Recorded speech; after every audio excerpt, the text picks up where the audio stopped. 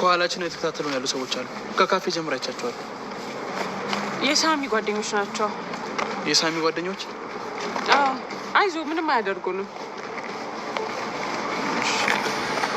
እኔ የምልሽ ቤዛ፣ ከሉላ ጋር እንድታስታርቅኝ ይፈልጋል። እስቲ መጀመሪያ ትገኝ። ቢሆንም ግን ከሉላ ጋር እንደምታስታርቅኝ ቃል እንድትገቢልኝ ይፈልጋል። መጀመሪያ ግን የእሷን ስሜት ሳላዳምጥ ቃል ልገባልህ አልችልም። እህቴ ቤዛ። ኩቻ ምንድን ነው እያወራሽ ያለሽው? ሽብሩ ቤት ድረስ መጣ ነው የምትይ? ቆይ እንዴት ነው ቤቱን ሊያውቀው የቻለው? ጥሩ በቃ እሺ፣ አሁን አንቺ ተረጋጊ። እነ ጩና ጋር ምናምን ደውላችኋለሁ። ይኸውልሽ አንቺ ቀጥ ብለሽ ወደ ቤዛ ቤት ነይ። ኩቻ እኔ የምልሽን ብቻ አድርጊ። አንቺ ቀጥ ብለሽ ወደ ቤዛ ቤት ነይ እያልኩሽ እኮ ነው።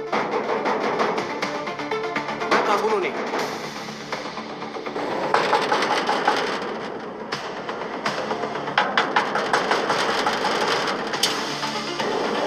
አቤት፣ ሱራፌል ቤት ነው አይደል?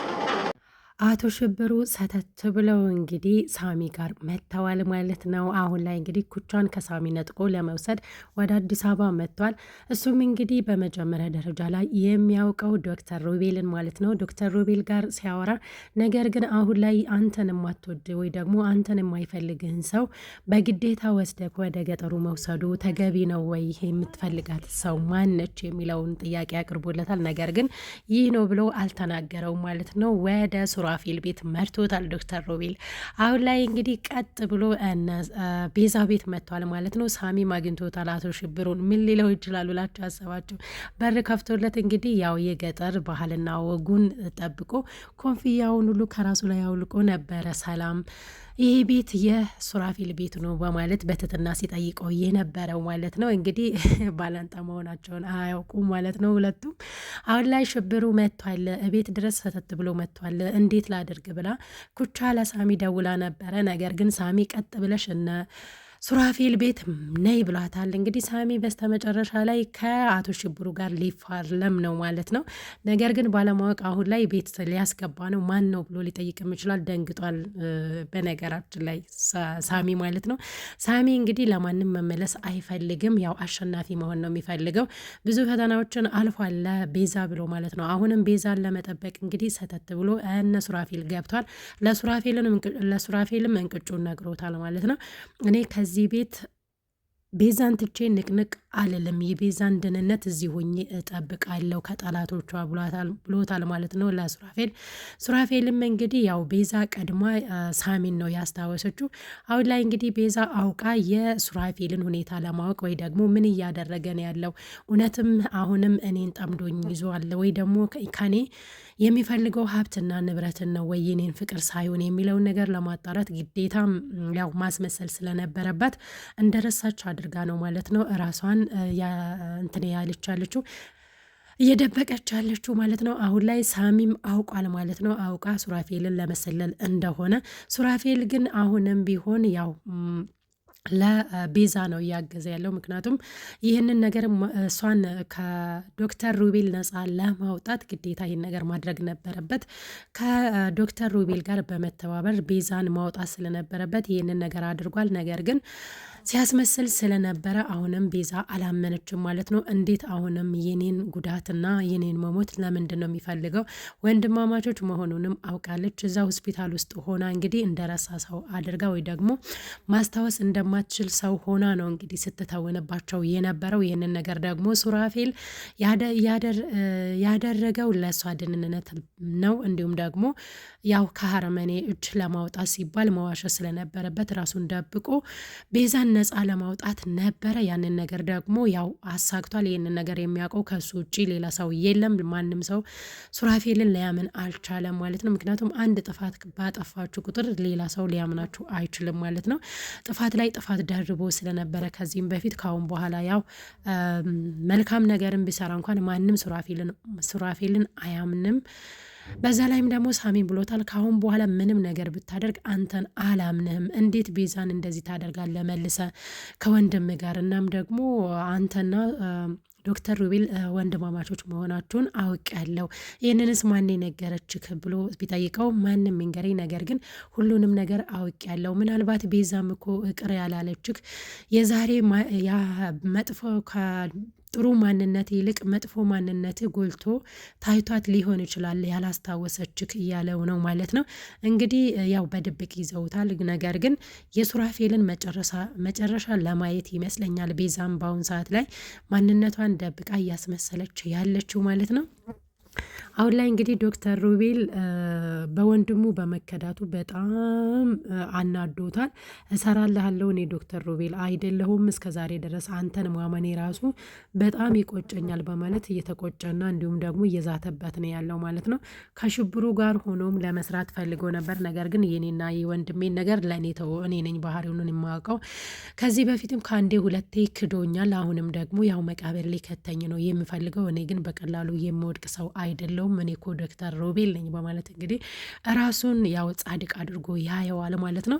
ሱራፌል እንግዲህ ያው በአሁኑ እውነትም ለቤዛ ይሄንን ነገር እያስመሰለ ካልሆነ ይሄንን ነገር ለቤዛ ብሎ ካደረገ ጀግና ነው ማለት ነው። ምክንያቱም ቤተሰቦች የቤዛ ቤተሰቦች እንግዲህ የእሱን እናትና አባት በድለው ወይ ደግሞ ገድለው ከሆነ ቤዛ አይደለችም መጠየቅ ያለባት። ምክንያቱም ቤተሰቦቿ ናቸው የሚጠየቁት ማለት ነው። ቤተሰቦቿ ደግሞ በህይወት የሉም። ስለዚህ የአባት ወይ ደግሞ የእናት ዕዳ ለልጅ ይተርፋል የሚባለው ነገር ነው አሁን ላይ ቤዛን እያሰቃያት ያለው ዶክተር ሮቤል ማለት ነው። ስለዚህ አንዱ በበደለው ደግሞ ልጅ ምንም ሊያደርግ አይችልም። ስለዚህ ቤዛ ጥፋተኛ አይደለችም። ቤተሰብ ባጠፋ እንግዲህ ልጅ ደግሞ መቀጣት የለበትም ማለት ነው። ስለዚህ የቤተሰቦቿን ወንጀል ቤዛ መቀበል የለባትም። ምክንያቱም የእሷ ቤተሰቦች ሀብትና ንብረት በምን እንዳመጡ አታውቅም። ነገር ግን የቤተሰቦቿን ሀብትና ንብረት መጠበቅ ግዴታዋ ነው ማለት ነው። እንግዲህ ዶክተር ሮቤል አሁን ላይ ቤተሰቦችን የቤዛ ቤተሰቦች ናቸው የገደሉት። ሀብትና ንብረት አሁን ላይ ቤዛ የያዘችው ሀብትና ንብረት የቤተሰቦች ንብረት ነው። ያንን ለማስመለስ ደግሞ ቤዛን መግደል አለብኝ ብሎ ነው የተነሳው። በዛ ሀሳብ ደግሞ ሱራፌል አይስማማም ማለት ነው። እንግዲህ ከአንድ እናት ወጥተው ወይ ደግሞ ከአንድ ቤተሰብ ወጥተው የተለያዩ ሰዎች ናቸው ሁለቱም ማለት ነው። የአንድ ሳንቲም ሁለት ገጽታ ናቸው። ዶክተር ሮቤል ጨካኝ ነው። ሱራፌል ግን ቤዛን ጨክኖ አሳልፎ ሊሰጣት አልፈለገም። ቤዛን ይወዳታል፣ ያፈቅራታል። ከዚህ በፊት ያው ለሀብትና ንብረቱ ቢሆን የቀረባት በስተመጨረሻ ላይ ፍቅሩ ጎልቶ አሸንፎ ተገኝቷል ማለት ነው። ሱራፌል በዚህ ልክ ቤዛን ነጻ ስላወጣት ደስ ይላል። ነገር ግን የቤዛን እህት አባሯታል ከቤት ማለት ነው። በስተመጨረሻ ላይ ግን ቤዛና የቤዛ መንታ እህቷ ተያይታለች። ሁለቱን እንግዲህ ሲገናኙ ደግሞ ያው የሚያደርጉት ነገር ይኖራል። ቤዛም መንታ እህቷን በማግኘቷ ደስ ሊላት ነው የሚገባው፣ ደስ የሚላታል። የት ነው ማገኛት እያለች እንግዲህ የሉላ ፍቅረኛ ጋር አብረው እየሄዱ ነበረ። ሳሚም ደግሞ እንግዲህ ኬን የመጣው ብሎ የሉላን ፍቅረኛ ቢጠይቀውም ያው አውቋል ማለት ነው። እንግዲህ ያው መጨረሻ ላይ የሉላ ፍቅረኛ የተባለው በፊት ላይ ምንም ስላሌላት አስረጉዟት ነበር ሜዳ ላይ የጣላት። አሁን ላይ ግን ያው የእህቷን ሀብትና ንብረት አላት ሲባል እሷን እፈልጋለሁ፣ ልጄንም እፈልጋለሁ። በፊት ላይ ያው አመናጭቃት በድያት ያው ውጭ ላይ ወርወራታለሁ። አሁን ላይ ግን ተጸጽቻለሁ ባደረግኩት ድርጊት ብሎ መታረቅ ይፈልጋል። እህቱ ጋር ተገናኝቷል ማለት ነው። ከቤዛ ጋር ተገናኝቶ ከእህቱ ጋር እንድታስታርቀው ይፈልጋል ማለት ነው። ያንንም ነገር ደግሞ ቤዛ የእህቴን ስሜት አድምጬ ወይ ደግሞ እሷን ጠይቂያት ምን እንደሚሰማት ካወቅኩ በኋላ ነው ይህንን ነገር ላደርግ የምችለው፣ ምን እንደምታስብ አላውቅም በአሁን ሰዓት ላይ ብላው መልስ ሰጥተዋለች ማለት ነው። በስተመጨረሻ ላይ እንግዲህ ሁለቱም አንድ ላይ ሆነው ሉላ እህቷን አግኝታለች። እንግዲህ ይሄ ደግሞ ደስ ሊላት ይገባል። መንታ እህት አለኝ እንዴ የሚለውም ነገር ያው ቤዛ አዲስ ቢሆንባትም ነገር ግን ያው ቤተሰቦቿ በነገሯት መሰረት ነው እሷ መንታ እህት ነበረች። ነገር ግን መንታ እህቴ እንደሞተች ነው ቤተሰብ የነገረኝ። አሁን ላይ ደግሞ በህይወት አለች። እኔኑ ቁርጥ ነው የምትመስለው። አንድ ጊዜ ያው ታግቼ በነበርኩበት ሰዓት ላይ ነው የእሷን አይን ያየሁት። ቲጂ ናት ይሄንንም ነገር ደግሞ ያሳየችኝ ብላ እንግዲህ ያው ቲጂ አንድ ውለታ ውላለታለች። ምንም ጨካኝና አረመኔ ብትሆንም ምክንያቱም እህቷ እንድትገኝ ያደረገችው እሷ ናት። ያው መጠቀሚያ አድርጋ ብታቀርባት ማለት ነው ሉላ በስተመጨረሻ ላይ እህቷን በማግኘቷ ደስ ይላታል ማለት ነው። ሌላኛውና ዋነኛው ነገር ሳሚ አሁን ላይ ከሽብሩ ጋር እንግዲህ መፋጠጣቸው አይቀርም። አይ ሉሲ በጣም ትገርማለች ማለት ነው። ሉሲ እንግዲህ ያው ሽብሩ በጣም ከባድ ሰው ነው። እሱን አትችልም ካንተ ነጥቆኝ ሊወስደኝ ይችላል የሚል ፍራቻ አለባት። ነገር ግን እሷንም ወደ እነ ሳሚ ቤት ጋብዟታል ማለት ወደነ ሱራፌል ቤት ጋብዟታል ማለት ነው። ሽብሩና ሉሲ እንግዲህ ያው ሲገናኙ ያለው ስሜት ለማየት ጓጉቻለሁ ማለት ነው። ውድና የተከበራችሁ የቻናሌ ቤተሰቦች ለዛሬ ያዘጋጀውላችሁ ቪዲዮ ይሄንን ይመስላል። ለቤት አዲስ ከሆናችሁ ሰብስክራይብ ማድረጋችሁን እንዳትረሱ። ስለነበረን ቆይታ እጅግ አድርጌ አመሰግናለሁ። ቤዛ ድራማ እንግዲህ አሁንም እንደቀጠለ ነው። በጣም ነው ደስ የሚለው። ሽብሩ እንግዲህ ያው ግብዳው ሰውዬ ሰተት ብሎ ከሳሚ ጋር ለመፋለም መጥቷል ማለት ነው። ፍልሚያው ይቀጥላል።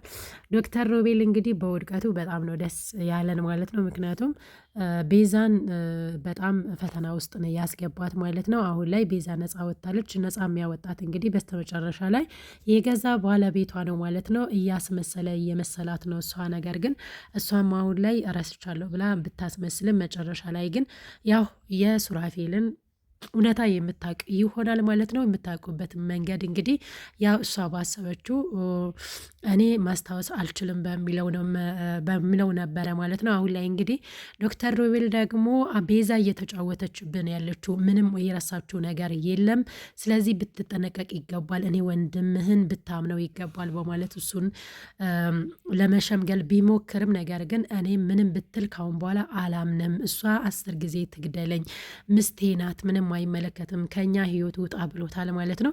በዚህ ውሳኔ ደግሞ ሱራፌል አኩርቶናል ማለት ነው።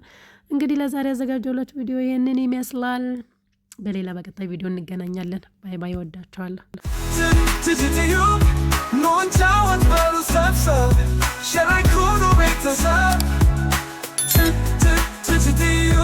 ድራማው ይታይን ተንትኖ መልካሙን ነገር የኛ ናገው የቲጂ ቻናል ለዚህ ድንቅ ነው። ዘወትር ሁሌ ገብተን እንየው።